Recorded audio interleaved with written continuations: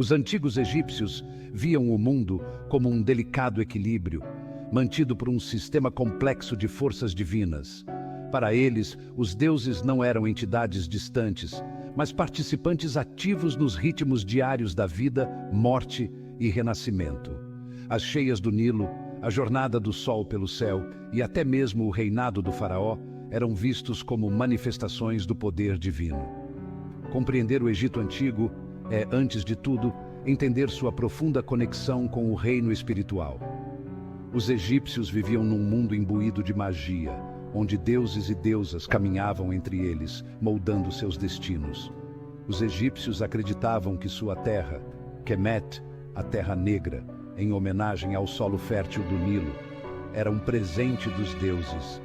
Eles se viam como um povo escolhido e incumbido de manter a harmonia entre as forças da ordem e do caos. Essa visão de mundo permeava todos os aspectos de sua sociedade, desde os grandiosos templos até as casas mais humildes. A religião no Antigo Egito não era meramente um conjunto de crenças, era o próprio alicerce de suas estruturas sociais, políticas e econômicas. O faraó, considerado um deus vivo, era visto como o intermediário entre os reinos divino e humano. Sua autoridade era absoluta, seu governo ordenado pelos deuses. Os templos, grandiosos e imponentes, serviam tanto como locais de culto, quanto como centros de poder econômico e administrativo. A vida dos egípcios comuns também estava profundamente entrelaçada com as práticas religiosas. Do nascimento à morte, sua existência era pontuada por rituais, oferendas e orações, todos com o objetivo de apaziguar os deuses e garantir uma vida após a morte favorável. Os camponeses faziam oferendas para uma colheita abundante, enquanto os artesãos buscavam inspiração divina em seu trabalho. A religião fornecia não apenas conforto espiritual, mas também um senso de ordem e propósito em um mundo frequentemente imprevisível e hostil. O panteão egípcio era vasto e complexo, povoado por uma multidão de deuses e deusas, cada um com seus próprios papéis, personalidades e domínios distintos. Algumas divindades, como Ra, o deus Sol, e Osíris, o deus do submundo, eram adoradas em todo o país. Outros, como Hathor, a deusa do amor e da alegria, ou Sobek, o deus crocodilo, eram mais localizados, com sua adoração concentrada em regiões ou cidades específicas.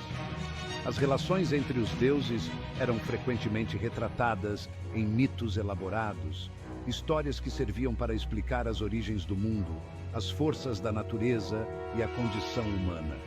Essas narrativas, transmitidas de geração em geração, forneciam orientação moral, explicavam fenômenos naturais e reforçavam a crença dos egípcios na interconexão entre o divino e o mortal. Um elemento central da mitologia egípcia era a jornada de Ra, o deus Sol, pelo céu. A viagem de Ra, desde seu nascimento ao amanhecer até sua morte ao pôr do sol, simbolizava a natureza cíclica da vida, morte e renascimento. A cada dia, Ra navegava em sua barca solar pelos céus, levando luz e calor ao mundo. À noite, ele descia ao submundo, lutando contra o deus serpente Apófis, representando as forças do caos e das trevas. O triunfo de Ra a cada manhã garantia a continuação da criação e a vitória da ordem sobre o caos. Esse ciclo diário ressoava profundamente com os egípcios, reforçando sua crença na vida após a morte e na possibilidade de ressurreição. Assim como Ra renascia a cada manhã, eles também esperavam renascer na vida após a morte. Os egípcios acreditavam que a morte não era o fim, mas uma transição para outro reino, a vida após a morte.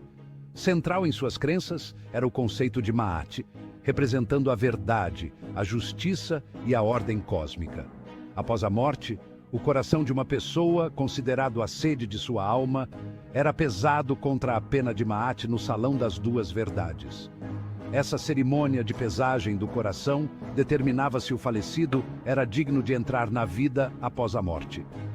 Se o coração fosse mais leve que a pena, significando uma vida vivida de acordo com Ma'at, o falecido era bem-vindo à vida após a morte. No entanto, se o coração fosse mais pesado, sobrecarregado pelo pecado e por atos ilícitos, ele era devorado por Amit, a devoradora de almas, e o indivíduo era condenado ao esquecimento eterno. Esse sistema de crenças incentivava o comportamento moral e a adesão aos princípios de Ma'at ao longo da vida. Rituais e festivais religiosos estavam entranhados no tecido da vida cotidiana no Antigo Egito. Essas cerimônias, tanto grandiosas quanto íntimas, serviam para homenagear os deuses, reencenar eventos míticos e reafirmar a conexão entre o divino e o humano.